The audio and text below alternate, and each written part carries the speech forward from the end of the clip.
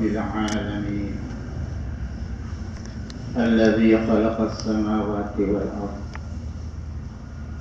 وخلق الموت والحياة ليبلوكم أيكم أحسن عملا.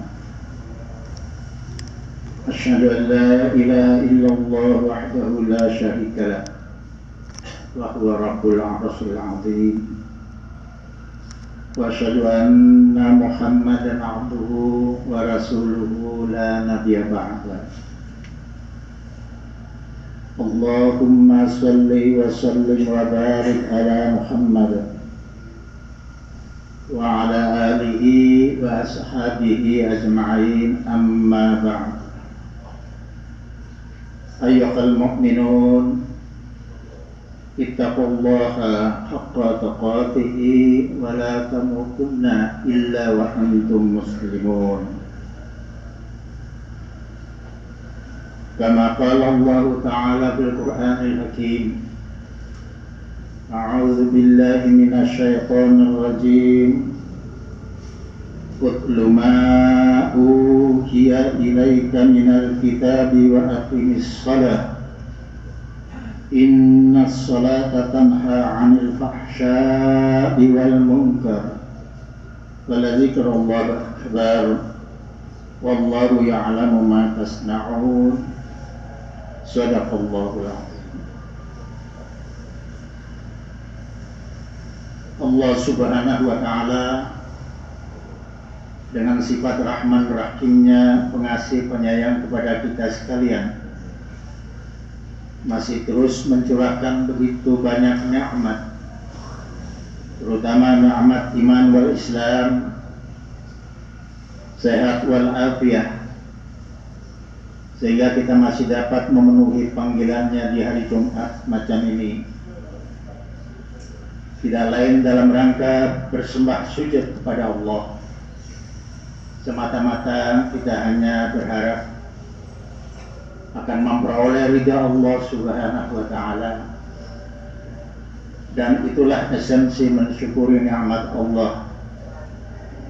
Bagaimana memanfaatkan sebaiknya nikmat yang Allah berikan kepada kita di jalan yang diridhai Allah, atau berupaya untuk menjaga agar jangan sampai ada nikmat yang Allah berikan kepada kita justru digunakan di jalan yang dimurkai Allah Subhanahu wa ta'ala. Ma'asyiral mu'minin sidang jamaah Jum'ah rahimakumullah,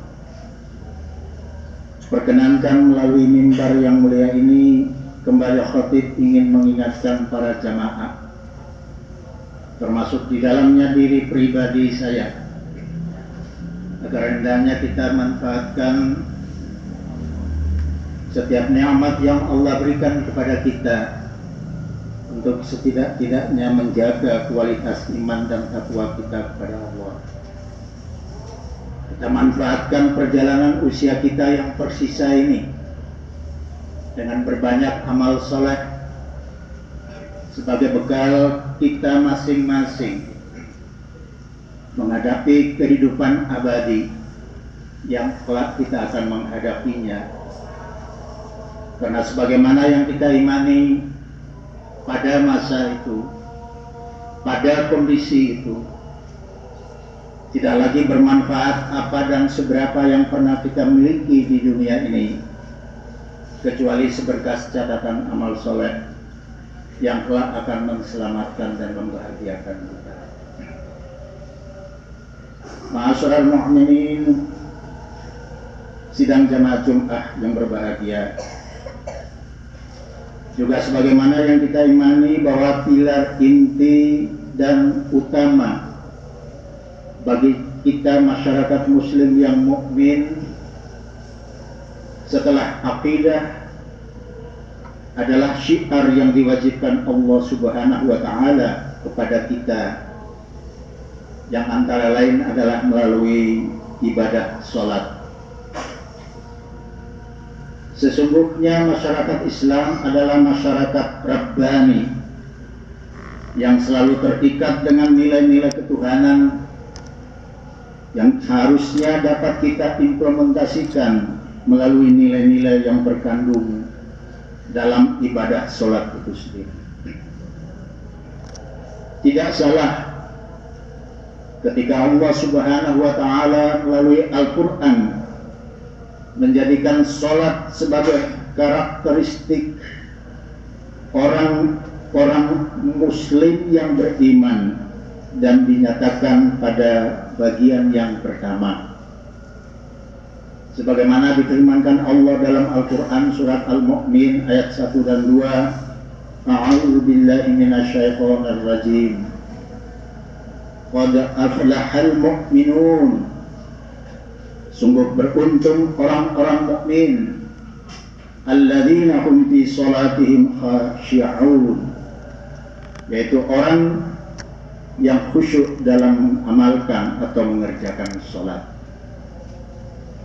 Ibadah sholat merupakan ibadah rutin yang kita kerjakan, dikerjakan oleh setiap mukmin yang punya komitmen dan selalu berada dalam perjanjian dengan Allah Subhanahu wa Ta'ala. Ketika setiap mukmin larut dalam hiruk-pikuk kehidupan dunia, mendapatkan panggilan hayya 'alas shalah, tiba waktu sholat, ia akan bergegas menyambutnya untuk mengingat Allah Subhanahu wa Ta'ala dengan segala kebesarannya, dengan segala sifat mahanya. Juga ketika seorang muslim yang mukmin lalai dalam berbuat salah dan dosa, saat datang panggilan Allah, maka ia akan bersegera memenuhinya dalam rangka bersembah sujud dan memohon ampun atau beristighfar kepada Allah Subhanahu wa Ta'ala.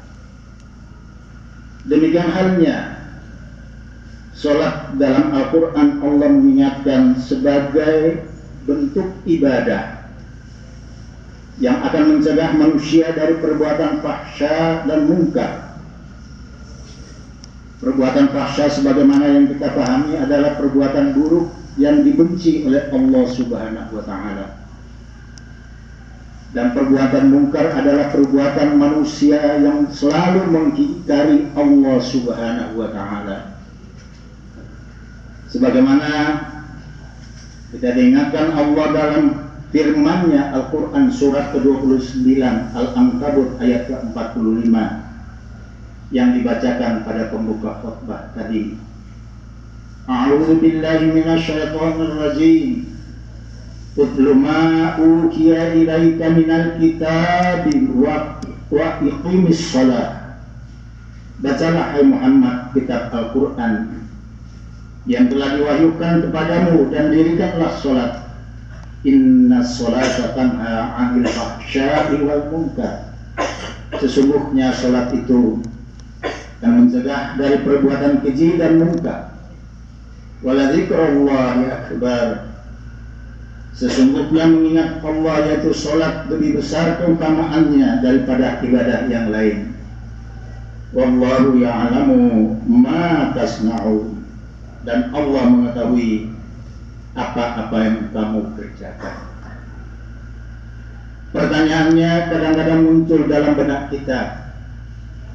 Bagaimana kita melaksanakan atau mengamalkan ibadah sholat mampu mencegah manusia dari fahsya dan munkar?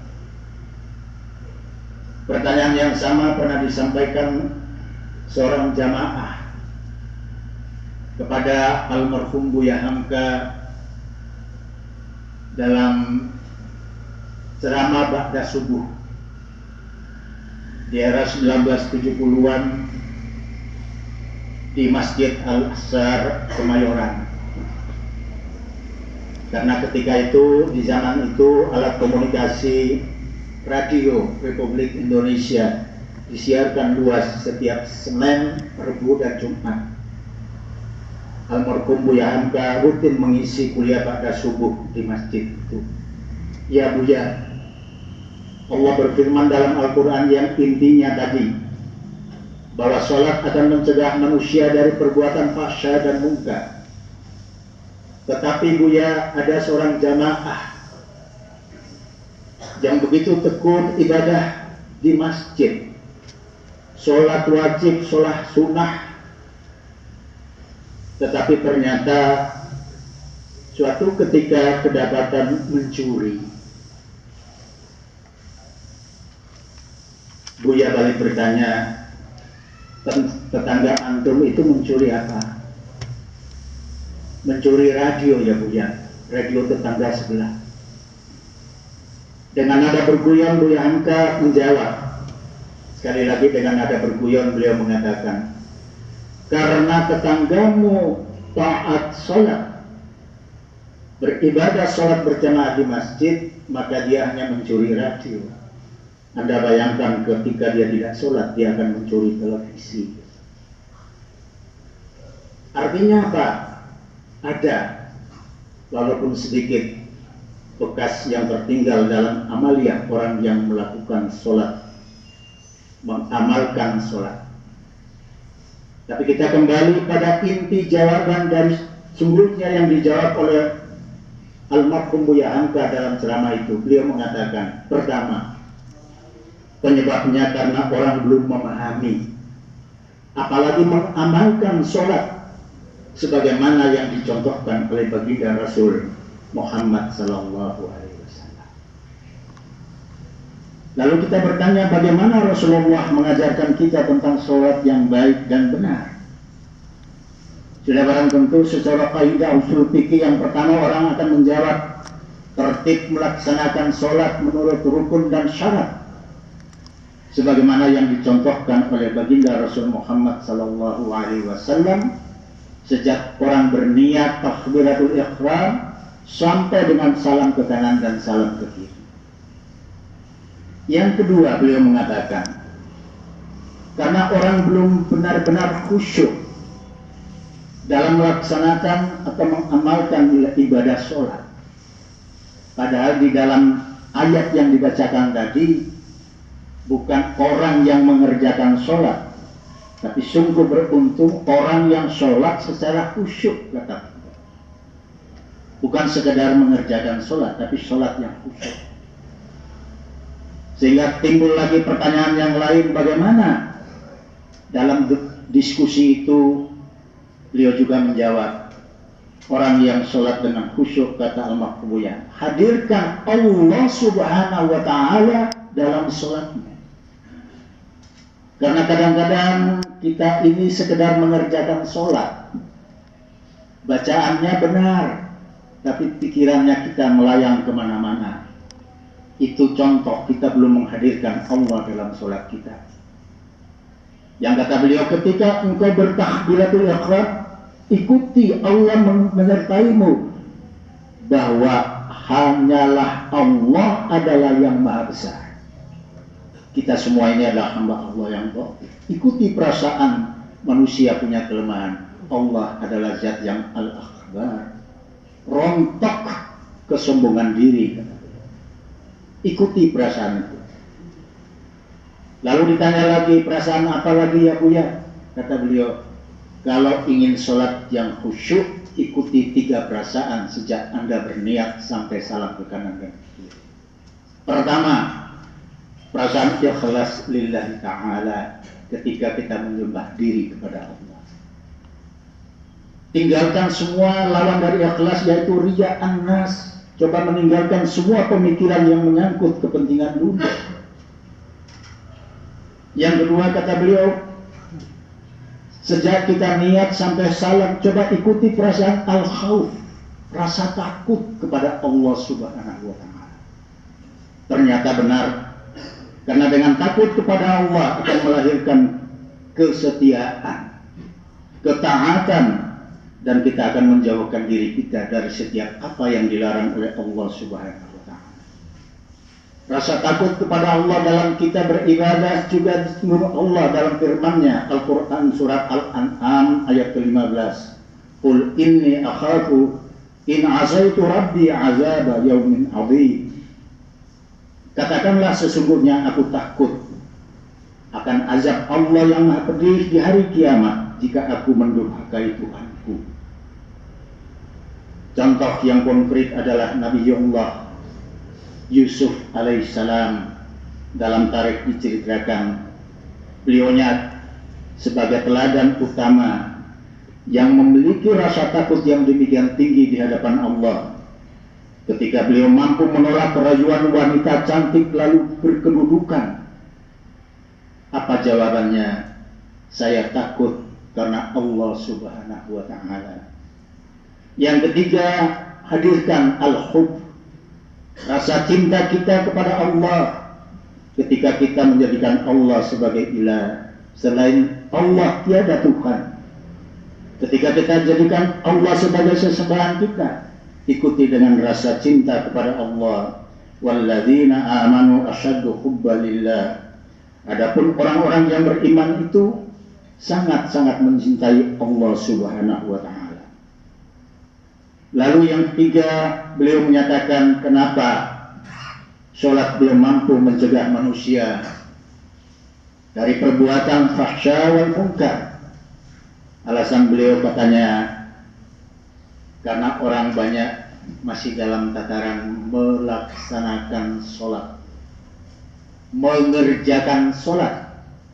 Padahal kalau kita mau periksa dalam Al-Quran, perintah sholat dan turunannya 81 kali jamaah, diulang-ulang Allah. Betapa pentingnya ibadah ini. Dan dalam 81 kali itu tidak pernah ada dengan nats amalis sholat. Tidak pernah. Mesti dengan aqimis sholat atau aqamas sholat. Dirikan, tegakkan sholat. Itu terjemahannya. Kalau kita sebatas mengerjakan sholat, kata ulama, selesai kita sholat, sekedar gugur kewajiban. Yang penting saya sudah sholat asar dan saya mau ini dan itu. Nilai-nilai yang terkandung dalam ibadah sholat tidak berbekas dalam langkah kehidupan kita. Bedanya dengan ketika kita melaksanakan apa yang difirmankan Allah, aqimis sholat, dirikan sholat, tegakkan sholat, mengandung makna. Selepas kita sholat, sejak takbiratul ihram sampai salam, ada bekas dalam kehidupan. Artinya kita mampu mengamalkan. Satu contoh kecil sebelum saya tutup khutbah ini. Pertanyaan besar bagi jamaah termasuk diri saya. Kita sudah sholat berpuluh tahun menyembah Allah. Apakah nilai sholat pernah berbekas? Satu saja kita awali menghadap menyembah Allah dengan kalimat utama, kalimat mulia, Allahu Akbar. Apakah kita pernah mengikuti dengan perasaan bahwa Al-Akbar hanya Allah, kami hambamu ya Allah yang dhaif. Sehingga selepas sholat pernahkah kita mampu paling tidak sedikit meninggalkan kesombongan diri kita di hadapan Allah. Tapi kalau orang beribu kali Allahu Akbar, tapi menjadi orang yang sombong, aku yang, artinya apa? Kita masih dalam tataran mengerjakan sholat, amalis sholat. Kita belum sampai pada mendirikan sholat, yang berarti menegakkan, mengamalkan nilai-nilai yang terkandung dalam ibadah sholat, baik nilai bacaan maupun gerakan, sejak kita niat sampai dengan salam. Mudah-mudahan Allah Subhanahu wa Ta'ala senantiasa melimpahkan kekuatan iman wal Islam kepada kita, sehingga kita senantiasa dalam ketaatan beribadah, wabil khusus ibadah utama ibadah sholat kita mampu mencontoh dan mengamalkan apa yang telah dicontohkan oleh Rasulullah Sallallahu Alaihi Wasallam. Dalam ketaatan kita beribadah kepada Allah, kita tinggalkan semua perbuatan syirik, sehingga saat kita dipanggil kembali oleh Allah, itulah panggilan Allah bagi hamba yang husnul khatimah. Barakallahu li wa lakum fil Qur'anil azim wa nafa'ani wa iyyakum bima fihi minal ayati wa zikril hakim wa taqabbal minni wa minkum tilawatahu innahu huwas samiul alim.